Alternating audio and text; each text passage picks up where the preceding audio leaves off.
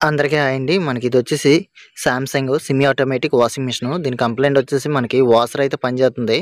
Spin అయితే మనకి పని చేయట్లేదు. చూడండి చూపిస్తాను. మనకి మోటర్ కూడా ఎక్కడ పట్టియలేదు. అలాగని మనకి స్పిన్ అవ్వడం లేదు. మనకి ఎక్కువగా సెమీ ఆటోమేటిక్‌లో ఎక్కువగా వచ్చే కంప్లెయింట్ ఇవే అండి. స్పిన్ ఒకటి, టైమరు, డ్రైను ఈ ఎక్కువగా మనకి సెమీ ఆటోమేటిక్‌లో ఎక్కువగా వచ్చే కంప్లెయింట్స్. దీని కంప్లెయింట్ వచ్చేసి మనకి స్పిన్ మోటర్ అయితే పోయింది. మీకు చూపిస్తాను చూడండి బ్యాక్ సైడు.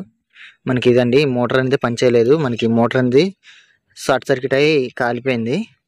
మనకి ఈ విధంగా ఉంటది. మనకి ఎక్కడ మోటర్ అయితే పట్టియలేదు. వైండింగ్ అయితే కాలిపోయింది. సో, ఈ మోటర్‌ని అయితే మనం రీప్లేస్ చేసుకోవాలి. ముందుగా మనకి బోల్ట్లు ఉన్నాయి కదండీ! బోల్ట్లు అనేది ఓపెన్ చేసుకోవాలి. ఈ విధంగా ఓపెన్ చేసుకున్న తర్వాత మనకి స్పిన్ అయ్యే టబ్ ఉంటది కదా! ఆ టబ్‌ని కొద్దిగా స్లోగా లాగితే ఈ విధంగా మనకు ఓపెన్ అయిపోద్ది. మరీ హెవీగా లాగడం వల్ల ఏమవుద్దంటే మనకి బఫర్ పోయే అవకాశాలు ఎక్కువగా ఉంటాయి. ఈ విధంగా ఓపెన్ చేసిన తర్వాత మనకి మిషన్ కిందని సై మోటార్‌కి సస్పెన్షన్స్ ఉంటాయి కదా! వాటికి ఈ విధంగా బోల్ట్లు ఉంటాయి. ఇవి ఓపెన్ చేసుకున్న తర్వాత ఈ క్లిప్‌లు ఇలా నొక్కి ముందుకు తోస్తే మనకి మోటార్ అనేది ఓపెన్ అయిపోద్ది.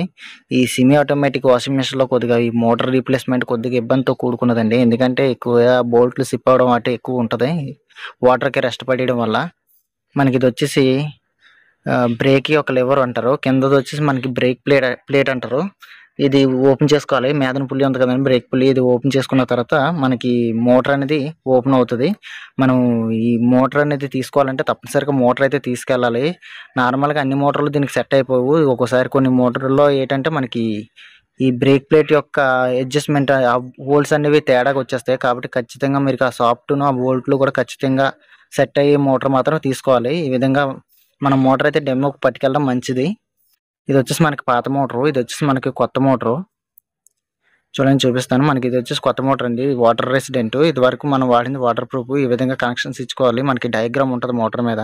చూడండి మనకి కనెక్షన్ ఇచ్చిన తర్వాత ఒకసారి ఆన్ చేసి చూపిస్తాను బయట. చూడండి మనకి మోటర్ అయితే ఆన్ చేశాను. ఒకసారి స్పిన్ పెడతాను చూడండి.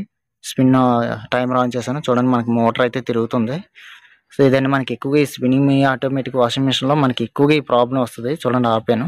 ఆగింది. సో, అయితే మనకి టైమర్ అయితే బాగానే వర్క్ చేస్తుంది. మనకి మోటర్ అయితే పోయింది. మరలా యాజ్ టీజ్‌గా ఇందాక ఓపెన్ చేసాం కదండీ!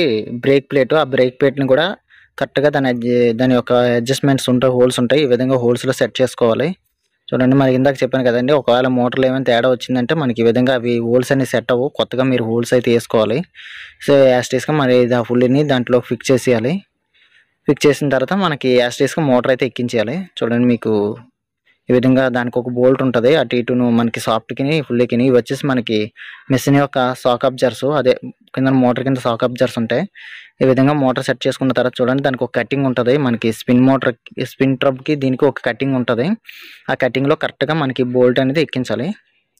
లేకపోతే ఏమవుద్దంటే మనకి స్పిన్ మోటర్ తిరిగినా సరే మనకి టబ్ ఒక్కోసారి తిరగవు. ఇవి లూజ్ అయిపోయినా లేకపోతే కరెక్ట్‌గా అడ్జస్ట్‌మెంట్లు అవ్వకపోయినానా సో, ఈ విధంగా దాన్ని టైట్ చేసుకోవాలి. టైట్ చేసుకున్న తర్వాత చూడండి నేను ఆన్ చేశాను మిషన్ ఒకసారి. మనకి మోటర్ అయితే తిరుగుతుంది.